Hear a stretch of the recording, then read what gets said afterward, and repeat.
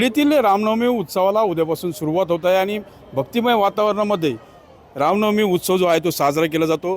साईबाबांच्या शिर्डीमध्ये 3 दिवस हा उत्सव सुरू असतो आणि त्याच उत्सवाच्या पार्श्वभूमीवर आकर्षक अशी फुलांची सजावट असेल, विद्युत रोषणाई असेल, त्यासोबत विविध देखावे जे आहेत ते साकारले जात आहेत। रामनवमी उत्सव म्हटलं की शिर्डीतील यात्रा उत्सव देखील असतो आणि ग्रामस्थ देखील मोठ्या उत्साहाने या उत्सवामध्ये सामील होत असतात।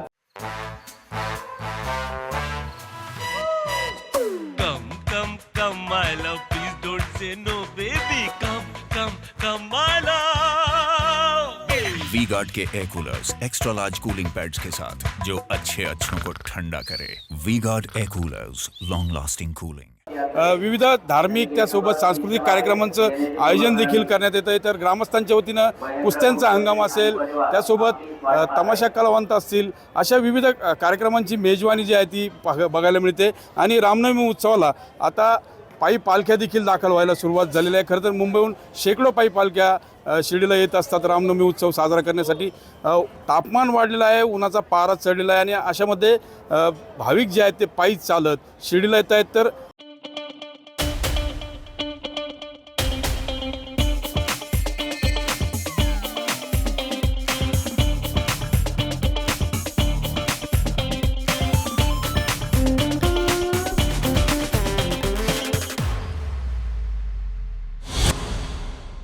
मंदिर परिसरामध्ये देखील भाविकांना चटके बसताना दिसत आहेत आणि त्यांची कुठेतरी धावपळ होते।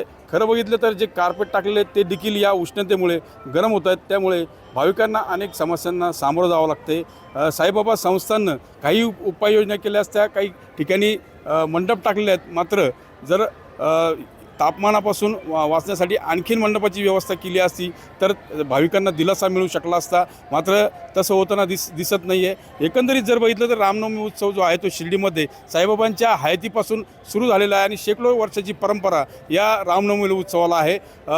पहिल्या दिवशी काकड आरतीनंतर साईबाबांची प्रतिमा, विना आणि पादुकांची भव्य शोभा मिरवणूक काढून उत्सवाला सुरुवात होणार आहे।